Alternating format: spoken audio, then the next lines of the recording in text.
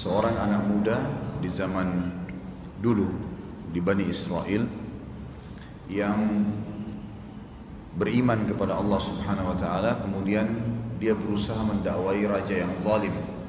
Tapi raja itu tidak mau mendengar dan akhirnya anak muda ini berusaha untuk dibunuh oleh raja. Yang pertama dilakukan adalah bagaimana menyuruh prajuritnya membawa anak muda ini ke atas bukit yang tinggi, kemudian akan dilempar.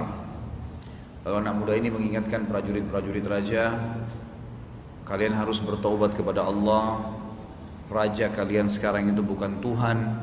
Dinasihati tapi tetap tidak mau. Akhirnya mereka tetap berusaha untuk mau mendorong anak muda ini jatuh dari atas bukit. Lalu dia mengucapkan doa, Allahumma kfinihim ma syi'ta, yang artinya, ya Allah, ambil alihlah mereka ini. Dan ini termasuk doa yang mulia, sebagaimana dulu dalam hadis Bukhari. Kalau kita merasa terganggu sekali dengan masalah yang sedang kita hadapin, ada orang sangat mengganggu, sudah dinasihatin, kemudian tidak mau juga, maka boleh kita ucapin doa ini, Allahumma kfinihim ma syi'ta, ya Allah, ambil alih kejadian ini, orang ini diselesaikan itu, Allah yang ambil alih. Maka yang terjadi, Allah utuskan angin yang kencang lalu membinasakan semua prajurit-prajurit raja tersebut, dan anak muda ini tidak terganggu sama sekali dengan angin tadi. Dia pulang lagi ke istana raja, lalu rajanya kaget bertanya, mana prajurit-prajurit saya? Kata anak muda ini, Allah telah binasakan mereka. Apa kau masih belum mau bertobat kepada Allah? Masih tetap mau mengaku sebagai Tuhan? Karena raja itu mengaku sebagai Tuhan. Maka dia suruh prajuritnya tangkap anak muda ini, bawa dia ke tengah lautan, tenggelamkan, ikat di sebuah tiang, kemudian tiang itu juga ditambah bobot lagi, diikat rantai dengan batu yang besar, cemplungkan dia, tenggelamkan di lautan, dibawalah ke sana. Di tengah lautan sementara jalan, anak muda ini kemudian menasihatin orang-orang untuk taubat kepada Allah Subhanahu wa taala. Tetap tidak mau. Di tengah lautan, maka anak muda ini mengatakan, Allahumma kfinihim ma syi'ta, ya Allah, ambil alih mereka ini. Lalu kemudian Allah datangkan ombak yang besar, menggulung kapal tersebut. Akhirnya kapal itu tenggelam, hancur, semuanya mati. Tapi anak muda ini subhanallah dengan ombak itu membuat ikat tali yang terikat di tangannya di kayu itu terbuka, dan kayu ini pun tenggelam dengan batunya. Lalu anak muda ini berhasil ke tepi pantai. Masyarakat pada saat itu mendengar isu ini, dan mereka semua mengatakan, anak muda ini kalau betul-betul tidak mati juga dengan ditenggelamkan oleh raja, berarti Tuhannya benar. Maka betul-betul masyarakat betul menunggu di pinggir lautan dan melihat anak muda ini selamat. Pada saat selamat pun akhirnya banyak orang yang beriman. Dia kembali lagi ke istana raja. Rajanya kaget, mana prajurit-prajurit saya? Kata dia, Allah sudah binasakan, taubatlah. Tidak mau juga. Dipanggil seorang algojo berusaha untuk menebas anak muda ini, nggak bisa. Akhirnya dia bingung. Kata anak muda ini, satu cara, kalau kau ingin membunuh saya. Kata dia, bagaimana caranya? Kumpulkan seluruh masyarakat di wilayah ini, kemudian pada saat itu engkau memanah ke arahku dengan anak panahku ini, sambil mengatakan Bismillahirrabbilgulam, dengan nama Allah Tuhannya anak muda ini, maka kau akan bisa membunuhku.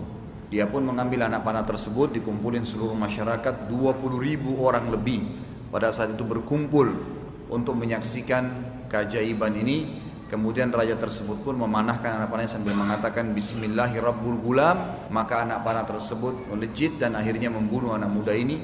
Karena kejadian tersebut 20.000 masyarakat semuanya beriman kepada Allah, karena berkata dia tidak bisa membunuh anak muda ini kecuali dengan nama Allah. Maka akhirnya orang-orang pun jadi beriman kepada Allah SWT pada saat itu.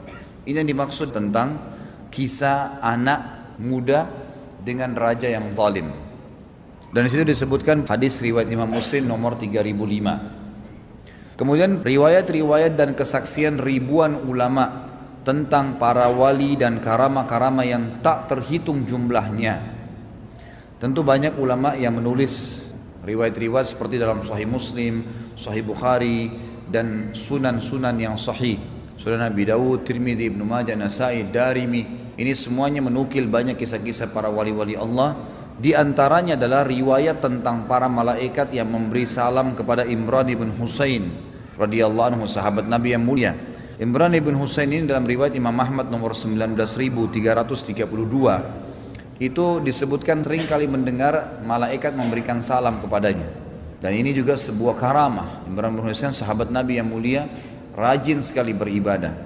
Juga Salman Al-Farisi dan Abu Darda radhiyallahu anhuma ketika mereka makan pada piring yang besar, lalu piring besar atau makanan yang di dalamnya bertasbih, mereka mendengar tasbihnya dalam athar yang sahih. Kemudian juga seorang sahabat yang lain, Hubaib radhiyallahu anhu, ketika ditawan oleh orang-orang kafir Quraisy di Mekah, ditawan begitu saja karena kebetulan Hubaib ini dipaksa, ditawan secara paksa oleh orang-orang Quraisy waktu para sahabat sudah hijrah ke Madinah. Maka diikat di sebuah tiang, tidak dikasih makan, tidak dikasih minum. Anehnya, pada saat itu mereka menemukan di sekitar Hubaib ada air, ada anggur. Waktu itu di Mekah tidak ada buah anggur sama sekali. Dan ini dinukil dalam riwayat yang sahih, riwayat Imam Bukhari nomor 3045. Jadi ini keajaiban Allah SWT berikan kepada dia karena dia disiksa di jalan Allah. Gak dikasih makan, gak dikasih minum, malah Allah hilangkan hausnya dan Allah datangkan untuknya buah-buahan termasuk buah anggur yang tidak ada di Mekah pada saat itu. Kemudian Bara' ibn Malik radhiyallahu anhu, setiap kali beliau bersumpah atas nama Allah mengatakan, ya Allah aku bersumpah atas namamu dalam satu masalah pasti Allah kabulkan. Dalam perang Qadisiyah itu terjadi tahun 15 Hijriah. Perang Qadisiyah ini terjadi di negeri Syam. Waktu Umar bin Khattab radhiyallahu anhu mengirim pasukan menuju ke negeri Syam. Waktu itu ada pimpinannya Khalid bin Walid, Amr bin As dan banyak sahabat-sahabat Nabi yang lain. Maka perang Qadisiyah ini terjadi tahun 15 Hijriah dan Al-Bara' ibn Malik ini beliau bersumpah kepada Allah agar kaum muslimin dapat mematahkan perlawanan kaum kafir musyrikin dan harapannya untuk menjadi syahid pertama dalam pertempuran itu, maka semuanya berjalan seperti yang beliau harapkan.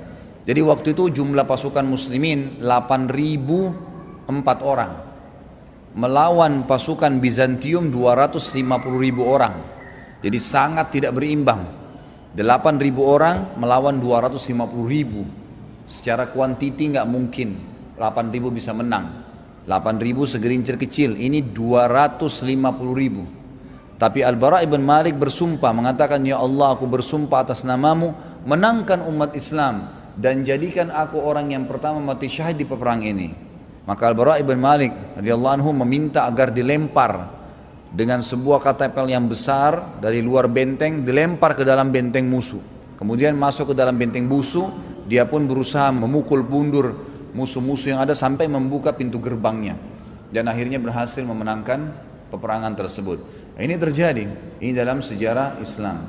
Kemudian juga di sini ada kisah tentang Umar bin Khattab yang berkhutbah di atas mimbar Rasulullah SAW. Di situ beliau berkata, memimpin peperangan yang sedang terjadi di Persia. Hai batalion muslim, ke bukitlah. Beliau memerintahkan kepada panglima perang batalion muslim agar mengarahkan pasukannya ke bukit. Maka dia, pemimpin tersebut, mendengar seruan beliau di Madinah, kemudian mengarahkan pasukannya ke arah perbukitan, sehingga disitulah mereka memperoleh kemenangan dan kekalahan musuh-musuhnya, kaum musyrikin. Ketika dia kembali ke Madinah, dia menceritakan tentang suara Umar radhiyallahu anhu yang didengarnya kepada Umar dan kepada para sahabat lainnya. Demikian pula halnya yang terjadi dengan Al-Ala Al-Hadrami radhiyallahu anhu. Ketika beliau akan menyeberangi sungai besar bersama pasukannya, beliau berdoa, ya Allah yang maha mengetahui lagi maha bijaksana, ya Allah yang maha tinggi lagi maha agung. Lalu beliau bertakbir, lalu beliau bersama pasukannya menyeberangi sungai dan pelana-pelana kuda yang mereka tunggangi tidak basah sedikit pun. Ada semua rujukannya. Pernah pada suatu saat juga Al-Hasan Al-Basri berdoa kepada Allah agar membinasakan seseorang yang selalu menyakiti beliau. Maka pada saat itu juga orang itu tersungkur mengenaskan, meninggal. Ini disebutkan juga Al-Lalakai dalam kitab beliau Karamatil Aulia, atau karamahnya orang-orang yang dekat dengan Allah. Ada juga kisah sahabat namanya Usaid bin Khudair radhiyallahu anhu. Beliau pernah membaca Al-Quran malam-malam, lalu malaikat datang mendengarkan bacaannya. Beliau pernah malam hari kepanasan, habis sholat malam, beliau duduk di halaman rumahnya, beliau membaca Al-Quran. Sementara membaca, tiba-tiba kudanya merontak. Lalu beliau pun melihat ke arah kuda, memberhentikan bacanya, tiba-tiba kudanya tenang. Beliau lihat aman, beliau ulangin lagi ayat Al-Quran. Begitu dilantunkan lagi Al-Quran, merontak lagi kudanya. Maka dia berhenti, dia lihat ke arah kudanya, kudanya jadi tenang sampai 3 kali. Setelah 3 kali terjadi tersebut, maka Usaid bin Khudair berkata radhiyallahu anhu, saya mengangkat kepala saya ke atas, maka saya melihat ada cahaya putih menembus langit. Lalu saya pun menuju ke masjid dan berkata, ya Rasulullah, kejadiannya seperti ini. Maka Nabi SAW mengatakan, wahai Usaid, demi zat yang ubun-ubunku dalam genggamannya, maksudnya demi Allah, kalau seandainya kau baca ayat Al-Quran sampai pagi, niscaya seluruh penduduk Madinah akan melihat malaikat yang datang mendengarkan bacaanmu. Jadi di sini ada sahabat-sahabat yang menyaksikan dan terjadi itu pada mereka, dan banyak sekali kisah yang seperti ini. Kemudian juga dikatakan ada seorang laki-laki dari suku An-Nakhai.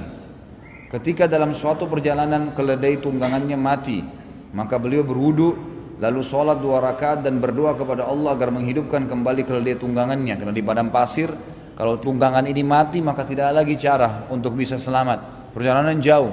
Maka dia pun wudu, dia sholat 2 rakaat dan minta kepada Allah agar hewannya dihidupkan kembali, maka Allah hidupkan kembali keledainya dan beliau kembali menungganginya.